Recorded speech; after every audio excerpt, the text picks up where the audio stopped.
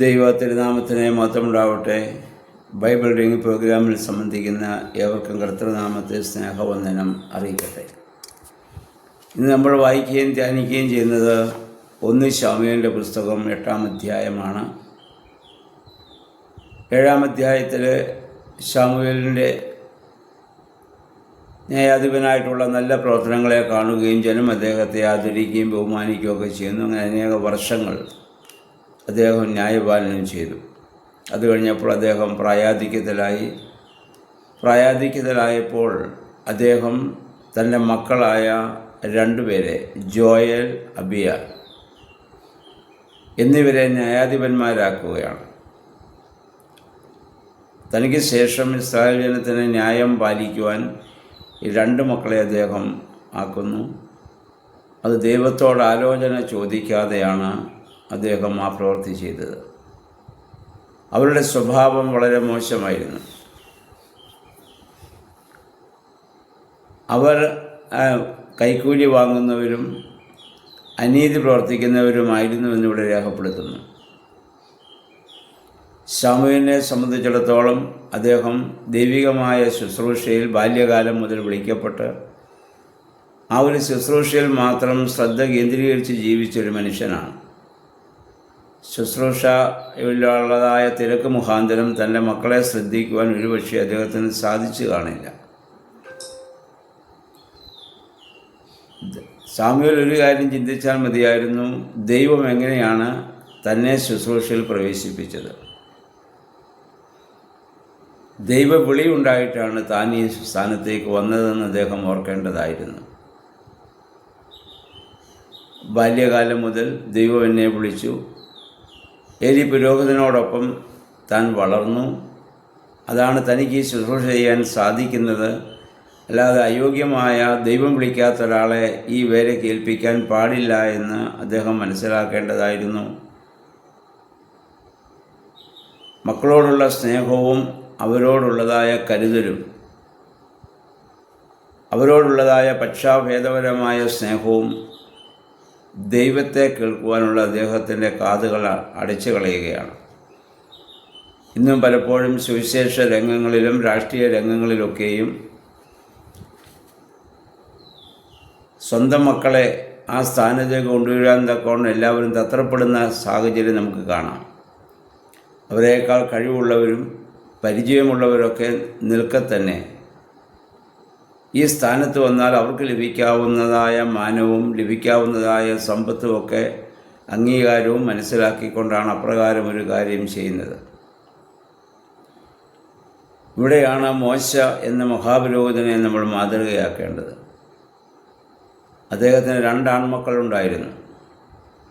അദ്ദേഹത്തിൻ്റെ ജീവിത അവസാനം വന്നപ്പോൾ യഹോവയായ ദൈവം മോശയോട് ചോദിക്കുന്നു: നിനക്ക് പകരം മറ്റൊരാളെ ഇസ്രായേൽ ജനത്തെ വഴി നടത്തുവാൻ നീ നിർദ്ദേശിക്കുക. മോശ പറഞ്ഞു: ഞാൻ ചെയ്യില്ല, എന്നെ വിളിച്ചത് അവിടുന്നാണ്, അതുകൊണ്ട് അവിടുന്ന് തന്നെയാണ് അങ്ങനെയുള്ളവരെ തിരഞ്ഞെടുക്കേണ്ടത്. മോശ അത് ദൈവത്തിന് വിട്ടുകൊടുക്കുകയാണ്. മോശ ആരുടെയും പേര് പറഞ്ഞില്ല.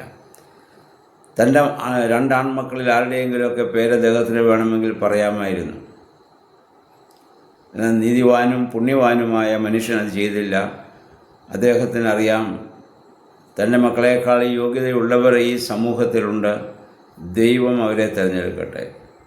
അങ്ങനെയാണ് ദൈവമാണ് യോശുവയുടെ പേര് അവിടെ നിർദ്ദേശിക്കുന്നത്, മോശയല്ല.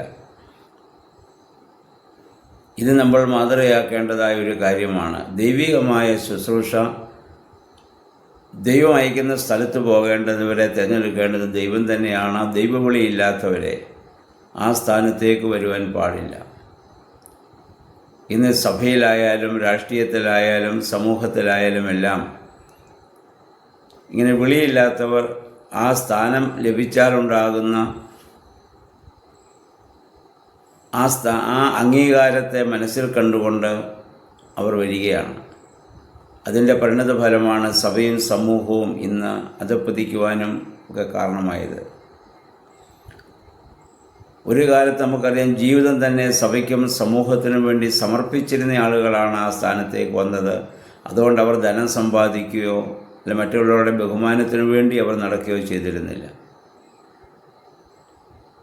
പണ്ടൊക്കെ രാഷ്ട്രീയത്തിൽ പ്രവേശിച്ച ആളുകൾ അവരുടെ സമ്പത്ത് രാഷ്ട്രത്തിന് വേണ്ടി അവർ ചെലവഴിക്കുകയാണ് ചെയ്തത്. രാഷ്ട്രീയം കൊണ്ട് അവരാരും ഒരു പൈസ പോലും ഉണ്ടാക്കിയിട്ടില്ല. അതെല്ലാം സമൂഹത്തിന് വേണ്ടി നൽകിയിരുന്ന ഒരു കാലഘട്ടമുണ്ടായിരുന്നു. ഇന്ന് ധനസമ്പാദനവും അധികാരവും ബഹുമാനവും മുന്നിൽ കണ്ടുകൊണ്ട് ആ സ്ഥാനത്തേക്ക് പ്രവേശിക്കുന്ന ആളുകൾ. പണ്ട് സഭയിലും അങ്ങനെ തന്നെയായിരുന്നു. ജീവിതം കർത്താവിന് വേണ്ടി, ദൈവത്തിന് വേണ്ടി സമർപ്പിച്ച ആളുകൾ, രക്തസാക്ഷികളാകുവാൻ തയ്യാറായ ആളുകൾ, അവരായിരുന്നു ആ നേതൃസ്ഥാനത്തേക്ക് വന്നിരുന്നത്. ഇന്നോ ആ സ്ഥാനം ലഭിച്ചാൽ തങ്ങൾക്ക് എന്തെല്ലാം അനുഭവിക്കാൻ പറ്റും എന്ന് മനസ്സിൽ കണ്ടുകൊണ്ടും മാത്രം ആ സ്ഥാനം പ്രതീക്ഷിച്ച് അതിലേക്ക് വരുന്നതായ ശുശ്രൂഷകർ. അങ്ങനെയുള്ളവരെ കൊണ്ട് ഫലവത്തായ പ്രവർത്തനം ചെയ്യാൻ ഒരിക്കലും സാധിക്കുകയില്ല. അതാണ് ഇവിടെ ശമൂവേലിൻ്റെ മക്കൾക്ക് പറ്റിയത്. അവർ കൈക്കൂലി വാങ്ങുന്നവരും അധർമ്മം പ്രവർത്തിക്കുന്നവരും നീതി മറിച്ച് കളയുന്നവരും ആയി മാറി. അങ്ങനെ വന്നപ്പോൾ ഇസ്രായേൽ ജനം 5-ാം വാക്യം വായിക്കുന്നു, ശമൂവേലിൻ്റെ ഈ മക്കളുടെ ഈ ദൈവഹിതമല്ലാത്ത പ്രവർത്തനം കണ്ടപ്പോഴാണ് അവർ പറഞ്ഞത്, ഇനി ഞങ്ങൾക്ക് ന്യായാധിപന്മാരെ വേണ്ട, രാജാവിനെ വേണം.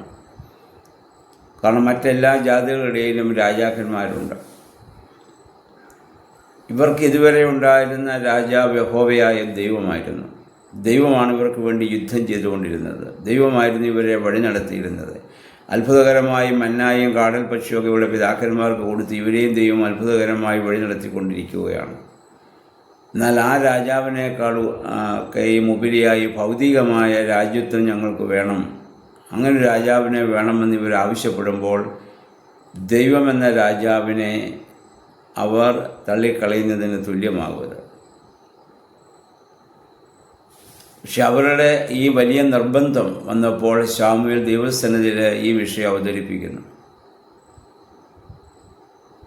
ദൈവം പറഞ്ഞു, ജനം അങ്ങനെയാണ് ചെയ്യുന്നതെങ്കിൽ നീ അത് ചെയ്തു കൊടുക്കുക. കാരണം നിൻ്റെ മക്കൾ മുഖാന്തരം അവർ അങ്ങനെ ആവശ്യപ്പെടേണ്ടി വന്നത്.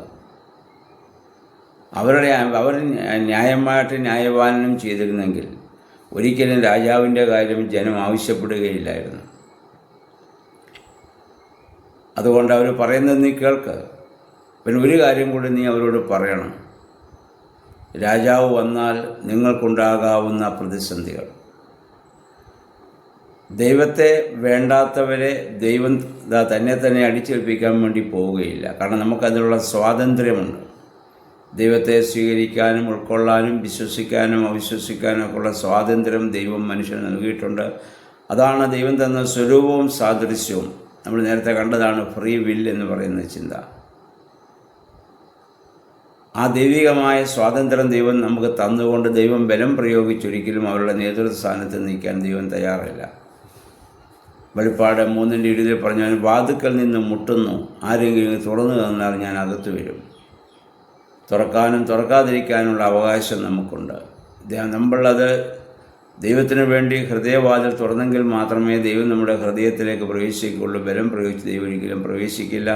അങ്ങനെ പ്രവേശിച്ചാൽ ദൈവം തന്ന സ്വരൂപവും സാദൃശ്യത്തിനും ദൈവം തന്നെ കോട്ടം വരുത്തുകയാണ്. ദൈവനീതി അത് അനുവദിക്കുന്നില്ല. അതുകൊണ്ട് ഈ ഇസ്രായേൽ ജനത്തെ ഉപദേശിക്കാനാണ് ശമൂവേലിന് പറയുന്നത്. രാജാക്കന്മാർ വന്നാലുള്ള അനുഭവം 10 മുതൽ 18 വരെയുള്ള വാക്യങ്ങൾ പറയുന്നുണ്ട്. അത് നിങ്ങൾക്ക് വളരെ ദുരിതമുണ്ടാക്കുന്ന ഒരു കാലഘട്ടമായിരിക്കും. നിങ്ങളെ രാജാക്കന്മാർ ഉപയോഗിക്കും. നിങ്ങളുടെ അധ്വാനം, നിങ്ങളുടെ പ്രവർത്തനങ്ങൾ അവർക്ക് വേണ്ടി ഉപയോഗിക്കും. നിങ്ങളുടെ നല്ല സമ്പത്തും അധ്വാന ഫലവുമൊക്കെ അവൻ്റെ കിങ്കരന്മാർക്കും ഷണ്ണന്മാർക്കും. ഷണ്ണന്മാരെന്ന് പറയുന്നത് ഇത് പലർക്കും സംശയം ഉണ്ടാകും, ഏതാണ് ഈ ഷണ്ണന്മാരെന്നിവിടെ രാജകൊട്ടാരങ്ങളിൽ പണ്ടുണ്ടായിരുന്നു. അതായത് ആരോഗ്യതയുടെ ഗാത്രന്മാരായ പുരുഷന്മാരെ കൊണ്ടുവന്ന് അവരുടെ ലൈംഗിക ശേഷി ബലപ്രയോഗത്താൽ ബൈ ഫോഴ്സിൽ ഇല്ലാതാക്കി അന്തഃപുരത്തിന് കാവൽ നിർത്തും. അവർക്ക് സംരക്ഷണത്തിന് വേണ്ടി ആരോഗ്യതയുടെ ഗാത്രന്മാരായ പുരുഷന്മാരെ കൊണ്ടുവന്ന് ബൈ ഫോഴ്സിൽ അങ്ങനെ ആക്കും. അത് രാജകൊട്ടാരങ്ങളുണ്ടായിരുന്നു.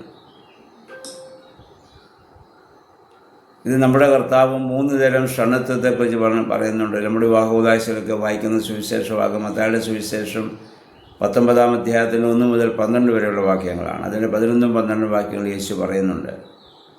ദാമ്പത്യം ഒരു ദൈവവിളിയാണ്. എന്നാൽ ഈ ഷണ്ണത്വം ഒരു ദൈവവിളിയായിട്ട് എൻ്റെ അവസാന ഭാഗത്ത് പറയുന്നു. ജന്മനാൽ ഷണ്ണന്മാരാകുന്നവരുണ്ട്, ബൈ ബർത്ത് ഇമ്പോർട്ടൻ്റായിട്ട് ജനിക്കുന്ന ആളുകളുണ്ട്, മനുഷ്യരാൽ ഷണ്ണന്മാരാക്കപ്പെടുന്ന ഷണ്ണന്മാരുണ്ട്.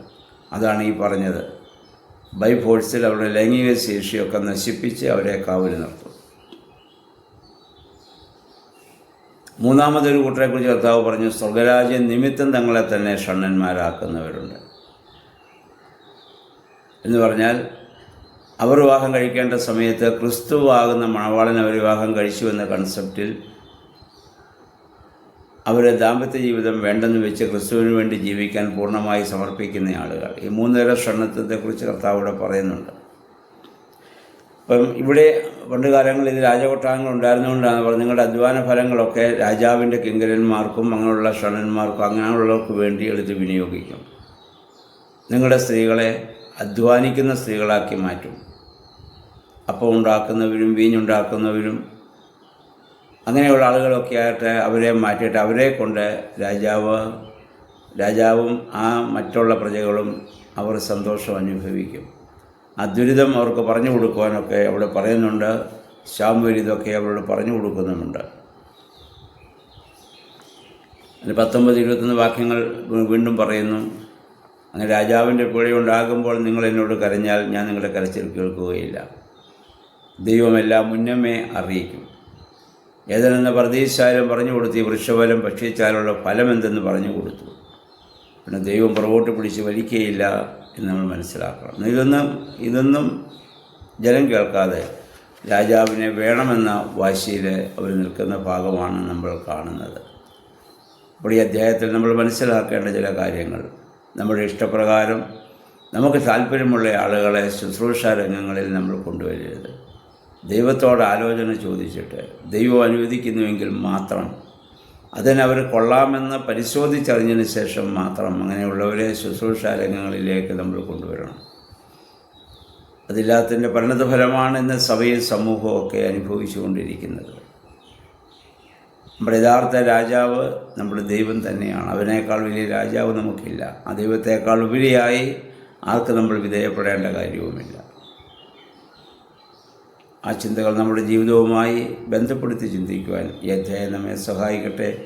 എല്ലാവർക്കും നല്ലൊരു ശുഭദിനം ആശംസിക്കുന്നു. ദൈവനാമം മാത്രം മഹത്വപ്പെടുവാൻ ഇടയാവട്ടെ.